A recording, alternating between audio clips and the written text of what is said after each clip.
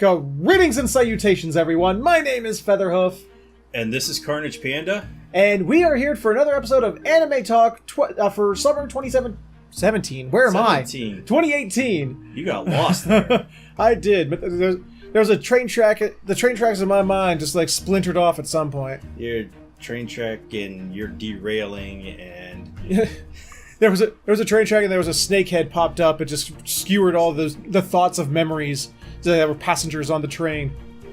Anyway, that weird little diversion out of the way. We're back. We've watched more animes, and we're here to talk about it. Footnote, there was no new Hanebado because we watched it last week. So we've already discussed it, lightly. So yeah, and it's way ahead of the other shows as far as episode count. Oh, I was about to say... I was going to say something else, but anyway, I thought you were going somewhere else with that. But anyway, so it will not be appearing in this, in our ranking this episode, which we are back to ranking it this week. So I hope you'll be watching these animes, and if you're watching them, let's see how your thoughts measure up against ours.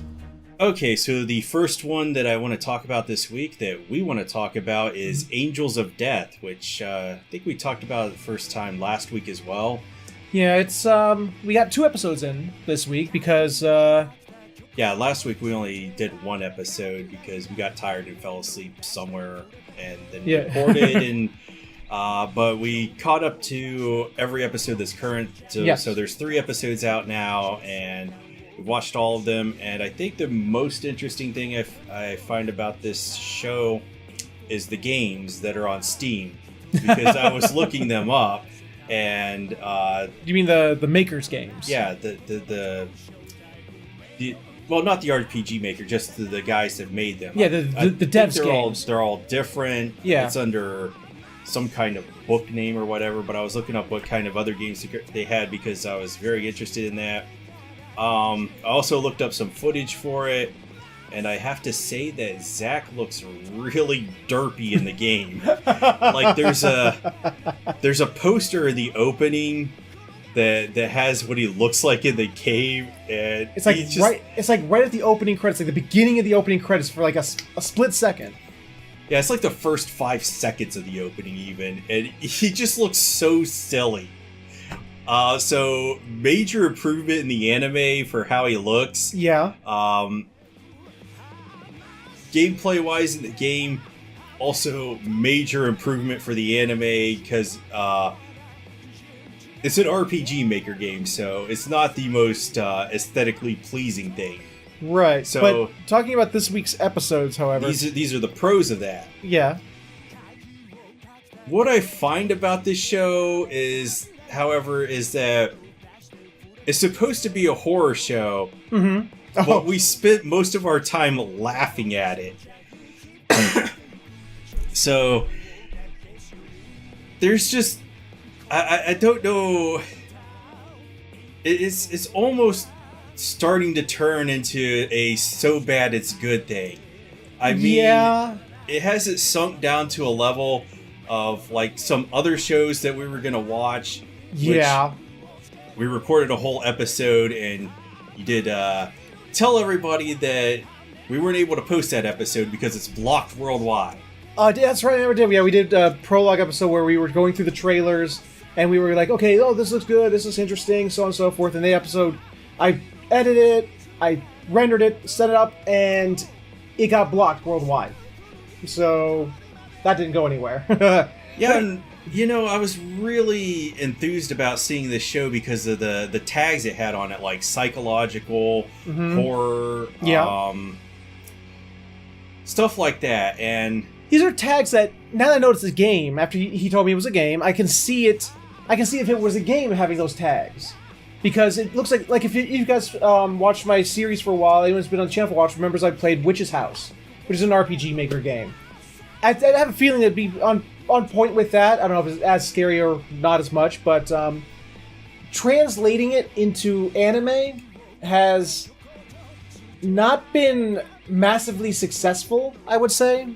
Yeah, like, what I want out of this show, like being a Resident Evil type slasher, with actual good acting.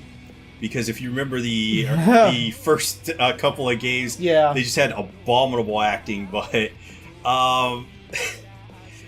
like that laugh that Zack does is just so silly, man. I would put it up there with, like, do you remember Xenosaga?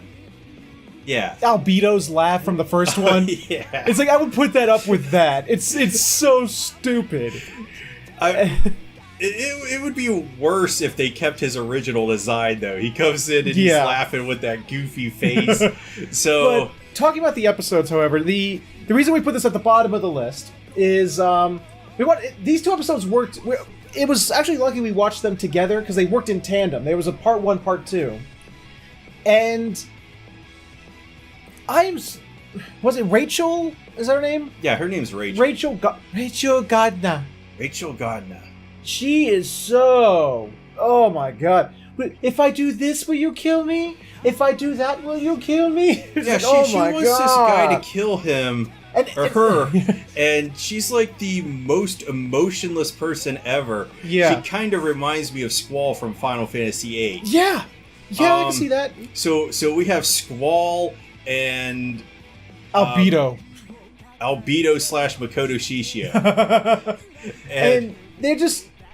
I mean, the problem that I have with it is that they use Zack, the bandaged up dude with the scythe, that they gave him his name's Zack, or Isaac. He keeps pointing out how irritating Rachel is. How even he can't connect with this little chick. He just wants her because if he's actually he's like, I'm so dumb, I need you to get out of here.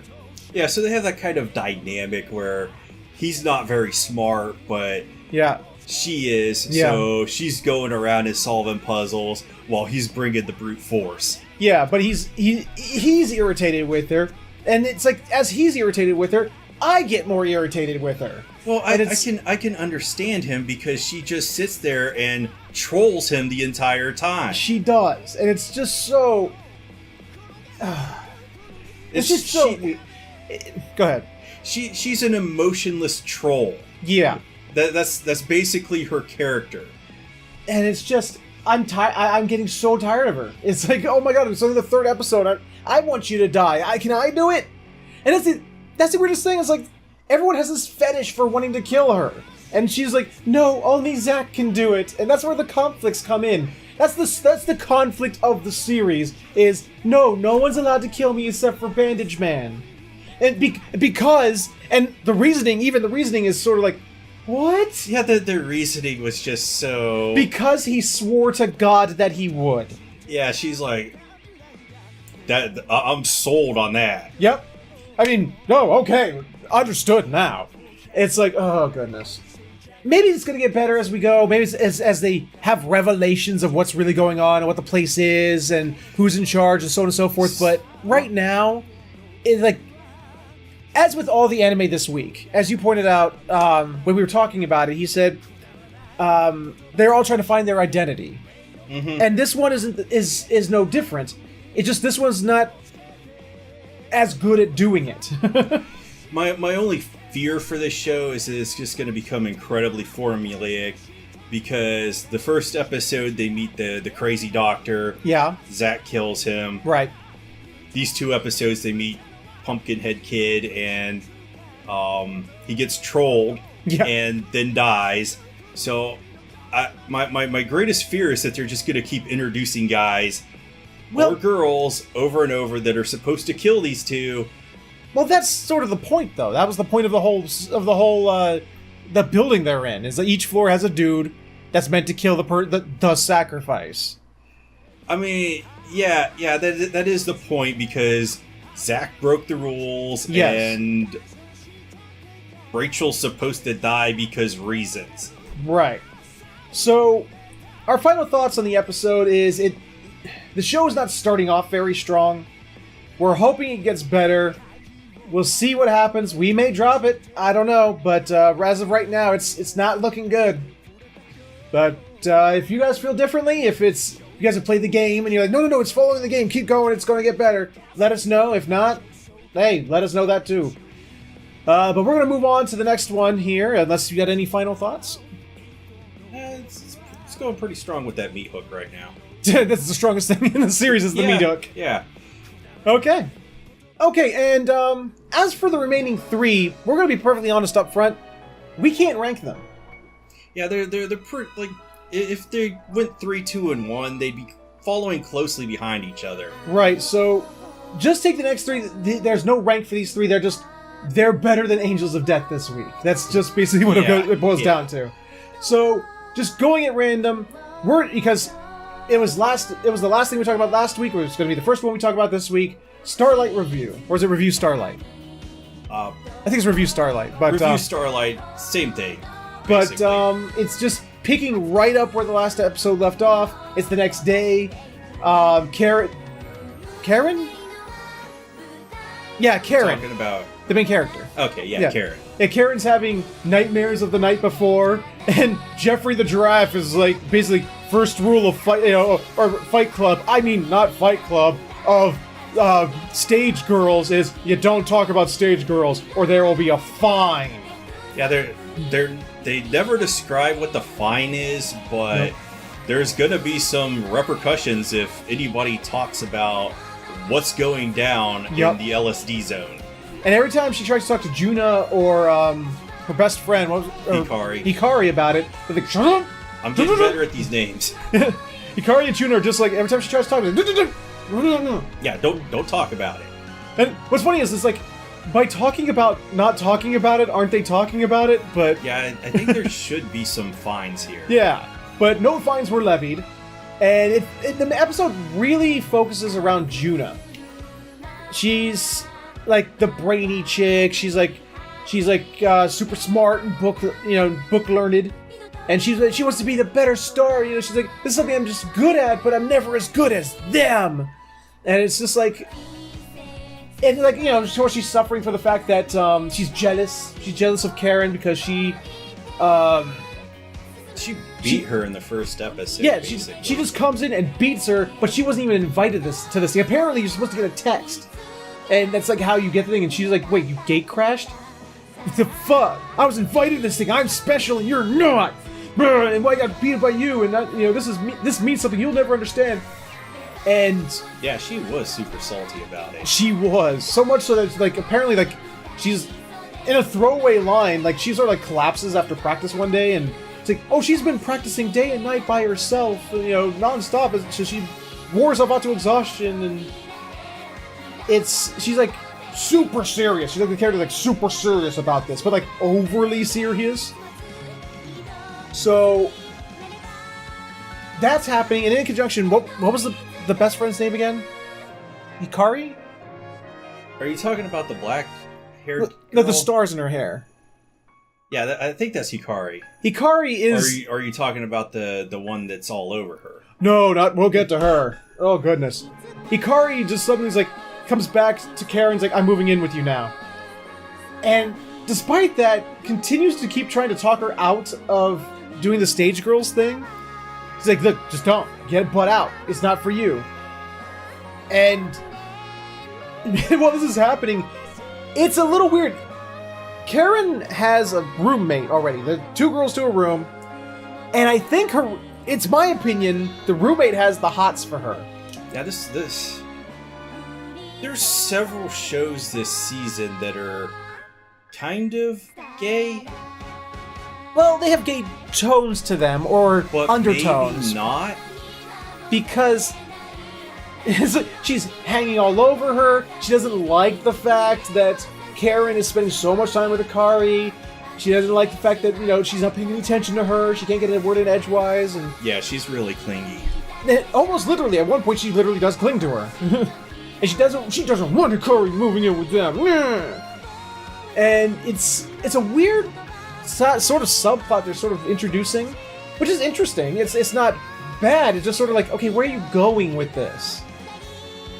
And I sort of go, in this episode, if you had to take a shot every time someone said the word shine, you'd be dead. Yeah, I did make a joke about that. Yeah. This is like, they're always talking about, the shine, the inner shine. Until finally, like, Jeffrey the Giraffe is staring at a board, and Juna's name comes up, And then Karen's name comes up. They both get invited, and then it's time to fight. Yeah, so I didn't really understand this part of the episode because we basically already had a duel between Karen and Juna in the first episode. Well, the duel was supposed to be between Juna and Hikari. I know, but this didn't really matter to Karen because she just came in and was like, whatever, I don't care about your rules, fuck your couch. Yeah, I'm gonna win. And she beat her, so we basically get a rematch. A rematch. I don't feel like this was necessary because at the end of the episode, there was another fight going on. Yes. Which they don't cover at all. Well, it's supposed to... I mean, I think they were sort of pointing towards it because Juna she's always watching the two head of the class, the best in the class, and trying to compare herself to them, trying to be as good as them, but she keeps talking about, I'm never going to be as good as them, no matter how hard I try, I'll never be able to make up the difference. Well, she's kind of right because Karen beats her again. She is, yeah. And what I really gather from this is that Karen is not really all that good at what she's supposed to be doing. She's just that klutzy kind of Sailor Moon character. She is, but somehow she always ends up winning, and it's weird. And it's like I said, it's still finding its identity. It's only the third episode. This is the second episode, yeah. So yeah, this is the one that got the latest start out of all of them. Yeah. So I mean, it was fun to watch. It was, but the reason why I liked it, at least, is that this episode actually does start to put emphasis on specific characters. That's why we're actually able to start remembering some names now. Actually starting to build the relationships between each characters. Specifically in this case, between Juna to Karen, Karen to Hibiki. Was that it? Hikari? Hikari, thank you. And Hikari, and then Karen to her roommate, whose name I'm still trying to remember. Yeah, I can't remember her name. I'm gonna have to look it up or get it into rote memory or something. Right, and then it's like and it shows like the two head of the class, the relationship they have. I mean, it showed the blonde hair one was practicing by herself in class, but then they showed them just like at the end of their own fights in the in the Stage Girls thing, in the Starlight Review, where the blonde hair one was defeated. And there's just the one where she's obviously, I'm better than you. Yeah, so I think we should have gotten some coverage of what was going on there. I think it's foreshadowing, and I don't mind it as foreshadowing. Because the main character is Karen. It is, the girl with the stars in her. God. Hikari, thank you. So those are supposed to be the stars. That's where we're supposed to be focusing our attention on, and seeing those two having their Starlight fight, the heads of the class, sort of foreshadows stuff that's going to be happening to them in the future, or something that's going to be affecting the future of things. And I like the fact that they're starting to show stuff like that. I think it's only the second episode, and it's starting to build an identity really quickly like that, and I admire that. Well, I'm interested in seeing what happens in the future because I'm not really sure what's going on in the show. I'm not sure what the point of the auditions is at this moment. Right. Because all they're saying is that we tried out for Starlight. I think they said like we did it or something and it wasn't that good and we want to do it better, but they don't really give us any idea of what Starlight was. And that's sort of where it's still falling for me, is that we don't know what the review is, or why it is, or why people want to be the Stage Girls, or what does it mean. And Jeffrey doesn't help because he's really cryptic. He just like stares at boards or eats from trees and is like, I understand. And like in the first episode, he said, they understand. Yeah. So we don't understand. No. So it's not conveying. It's not doing a good job of conveying to the audience right now. So we're hoping it gets better.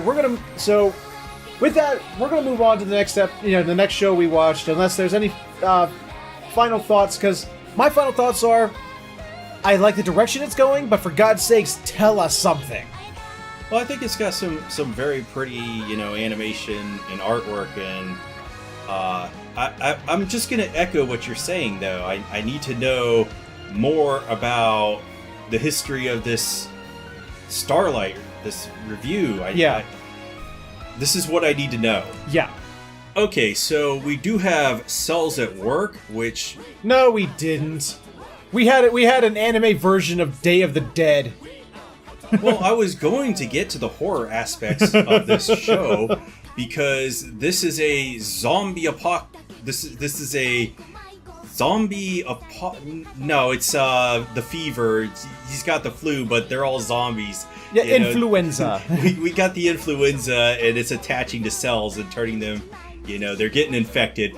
But the way they portray them is the Night of the Living Dead. Yes. And so we are joined with our new protagonist. Our new protagonist, the naive T-cell. Naivete? It's naive T-cell. Yes. So we're introduced to this guy, and he is like the noobest of the noobs. Yes. He doesn't know what he's doing, and he stumbles into the zombie apocalypse. Yep. And being a T-cell, it's his job to murder these guys. But being a naive T-cell, as opposed to a killer T-cell, he's not ever met a pathogen before. He has no concept of how to kill or destroy or anything, negative towards a germ or a cell, any kind of negative cell. So he's portrayed as this naive T-cell's portrayed as this weak little guy with a knife in his hand, trembling the whole time. Yeah, so our buff white blood cell and the other killer T-cell show up with their kill hats on, and they start murdering these guys, and this guy he's just so frail, and he's like, I can't join in. I don't want to get hurt. You can't tell them that I'm, you got to tell them that I at least got one kill because I don't want to be looked at as a weak guy. But, what was the name? And the chick from the first episode showed up. The macrophage. Yes, macrophage showed up with her giant ass hatchet. Yeah, so this is like, you're playing the Evil Within right now. So yes. It's like one of those guys that's just running around with these giant blades in any horror game that you really don't want to mess with. Yeah, because macrophage is, she just has a constant smile on her face, and she's twirling in circles and just mowing down cell after cell. So there's only one macrophage that's like voiced or anything. Yeah, and reporting back to the headquarters. Yeah, I can't remember the name of it. But starts with a D, that's all I remember. In this episode, they actually do show multiple macrophages. They're basically the same character, but with different weapons. Yes. So when I first saw it, I was like, were they changing her weapon? Because they introduced her with that giant blade, but then I saw this macrophage with a nail bat, and I was like, what's going on here? So I had to rewind it to see that, and then there's another shot later in the episode where there's a bunch of macrophages, and they all have different types of weapons. Like, this is just a horror movie assortment of, slaughterhouse. I remember a scythe and there was a nail and the suitcase. Yeah, one of them had a suitcase. I don't know why. I don't know. Maybe it was just a joke, but there's a big mallet. One had a club. It was just like all these really huge weapons. Yeah, and I like that kind of attention to detail. Yup. Because this is really kind of a humor show, even though they're like pro murder 1,000%. It's like the white blood cells all have twin daggers. The T cells all punch things. Yeah. And the macrophages have like the giant weapons, like the big heavy swinging weapons. So influenza type B breaks out in the body. And they're sitting there fighting and fighting and fighting and fighting. And naive T-Cell just can't take it. He runs. He runs away. And he meets up with the dude that Macrophage is always reporting into. The name starts with a D, but I can't remember what it is. What cell that is. The Dendrite or whatever. Something like that. And he basically brings out these, like... I love it because he brings out all these like yearbook photos of like the killer T-Cells when they were naive T-Cells. And then on the battlefield, the killer T-Cells are going, "No, I'm starting to shiver." He's like, "What's wrong? Is it white blood cells? Like, are you being attacked by infected?" It's like, "No, it's as if deep dark secrets are being revealed." Yeah, it's kind of like that whole sneeze thing. Yeah. If somebody's talking about you, you sneeze. Yeah. So if that was the case, God, I'd be sneezing all the time. But because people are always talking about me. I mean, really. I mean, let's be honest about it. Maybe nobody's talking about you. What? Aww. Shut up. But so he's showing him all these pictures, and somehow this like activates him. He starts to glow like he's going fucking Super Saiyan or some shit. It cuts back to the fight, and they're being overwhelmed. The influence of ice, there's just too many of them, and he busts through the wall, and suddenly he's Alex Louise Armstrong from Full Metal Alchemist. Yeah, so showing him the yearbook gave him a lot of character development, I'm assuming. But it's like visually represented as glowing. Yeah, so he busts through that wall, and he's like taking so many steroids. And also, he learned the Shadow Clone Jutsu on his way there as well. Yeah, he replicates himself, and as you were saying about the white blood cells, they're all using knives to kill anything. This guy with this huge hair lip thing, yes, and is buff as all hell, is just punching these guys. And it's just, I mean, the episode really doesn't, and this is why it's hard to say this is better than Starlight Review and even Banana Fish, but we'll get there.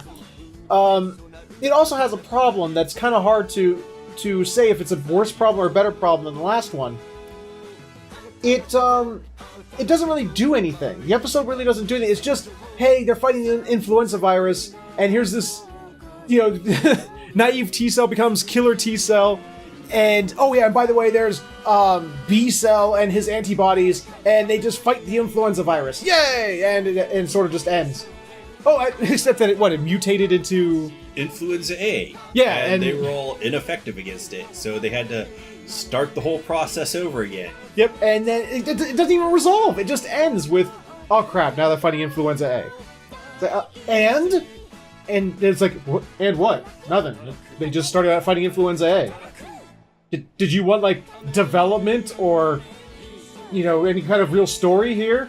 We're not even going to throw a lot of comedy. This episode didn't even really have that much comedy in it either. Well, you know what? I don't even care because I'm still having a good time with this.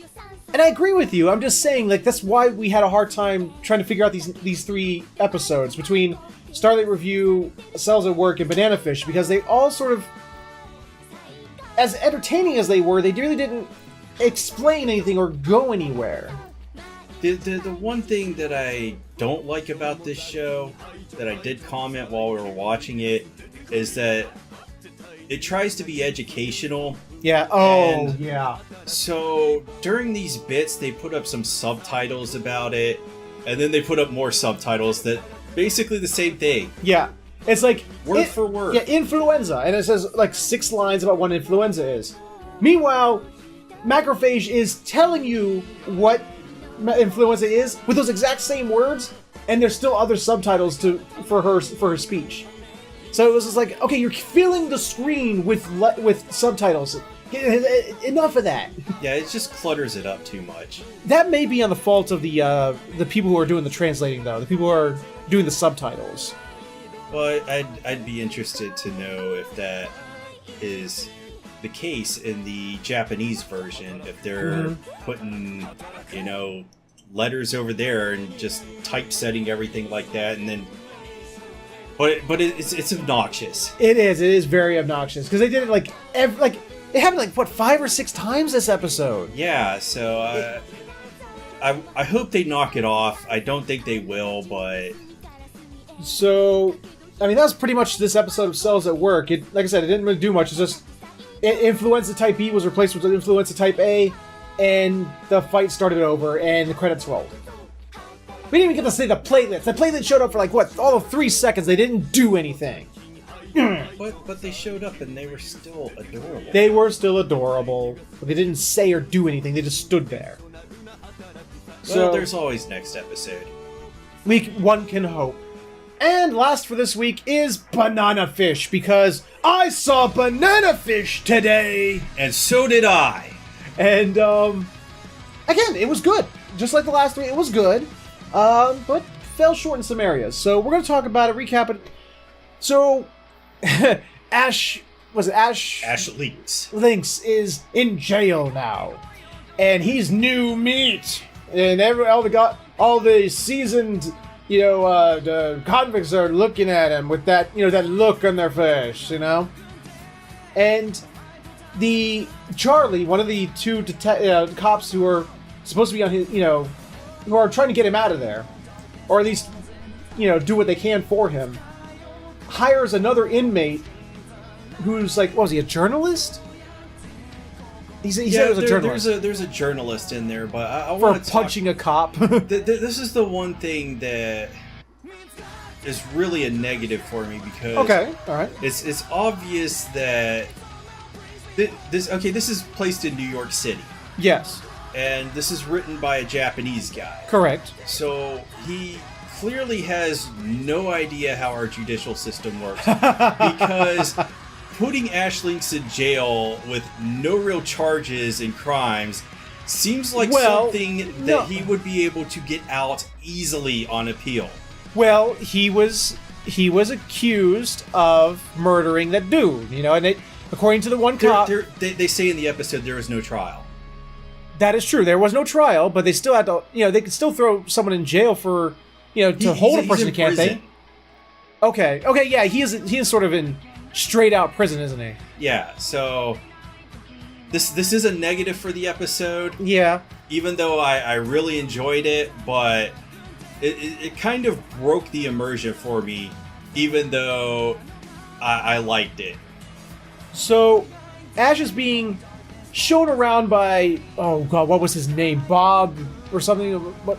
The journalist?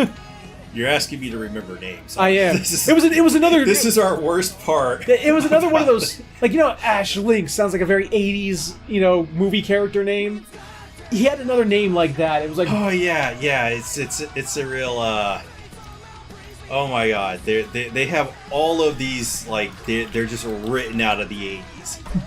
His name was Max Lobo. So it's like, what the fuck is with these names?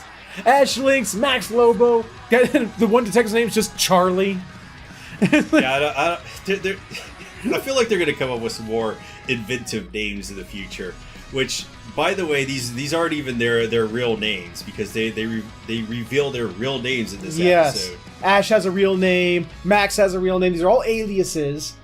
And we find out Max was actually remember the first episode, the dude who shot Griffin in the leg to stop him because he went crazy after going banana fish. That's that guy. And Ash is none too happy to hear about that. But it's weird. He's like, he shows he's not happy about it, but doesn't really do anything about it. Yeah, he does kind of... Ash really takes kind of a passive role in this episode. Because... that's an understatement. At this guy, but he doesn't do anything.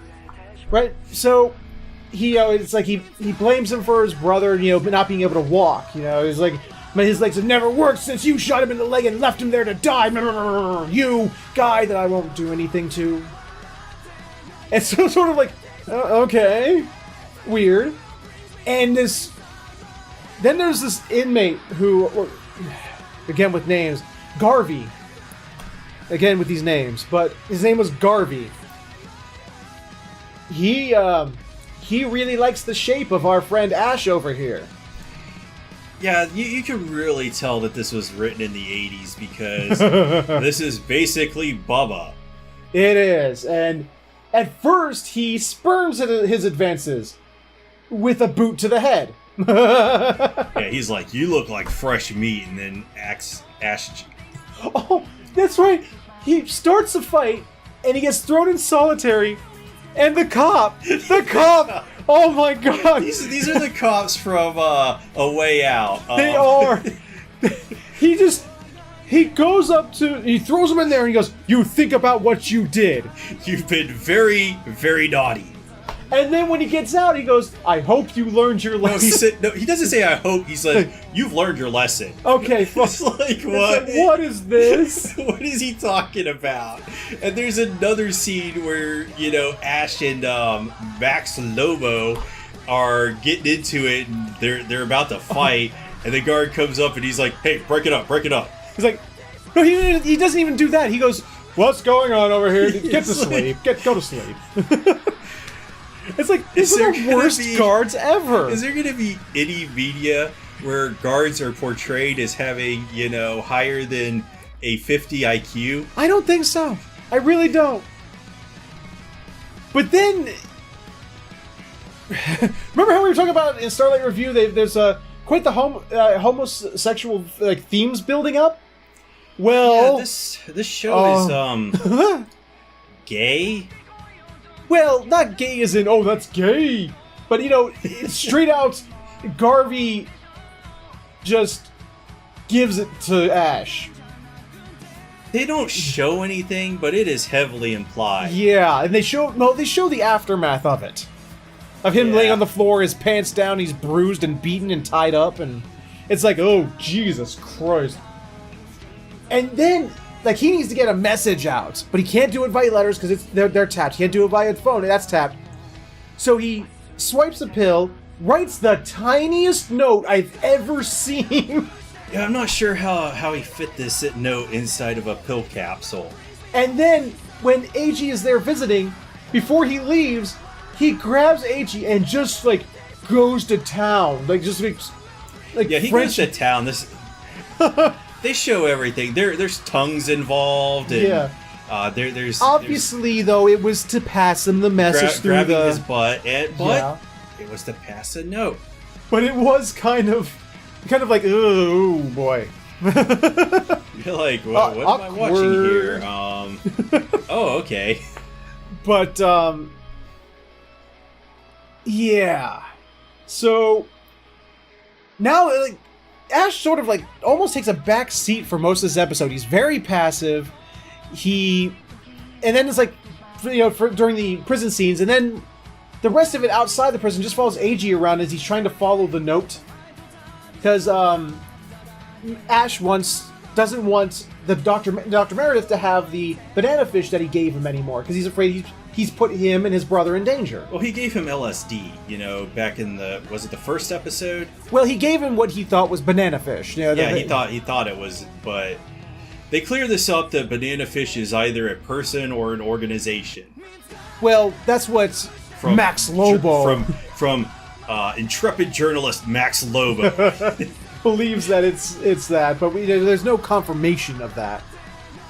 But so basically, it boils down to AG's trying to get the message, but he gets stopped by Arthur, who's now leading. Even though he turned on Ash, is now leading the gang, and it cuts right there. It's so Arthur catches AG, kidnaps him again, and it just sort of ends. So there really wasn't any, with the exception of introducing Max Lobo, which actually showed us finally who that guy was in the beginning, who was Griffin's best friend. Mm-hmm. It didn't really advance anything with AG. It didn't advance anything with Ash. But again, it's setting stuff up. Hopefully it's going to be setting up Ash getting out of jail, because I don't know why he's there in the first place, other than them showing that, oh yeah, there's gangs and there's corruption. Yeah. But unless you're filming the Shawshank Redemption and everything's supposed to be taking place in the prison, right? I'm not sure where they're going with that. Right. So hopefully they expedite this Ash getting out of prison parts, because I'd like to see more of him with Papadino and the police, that the two police officers he was working with, and that all that jazz. Because it's not really mentioned. It's just like this episode sort of, even though it's only the 3rd episode, sort of ground the show to a halt almost.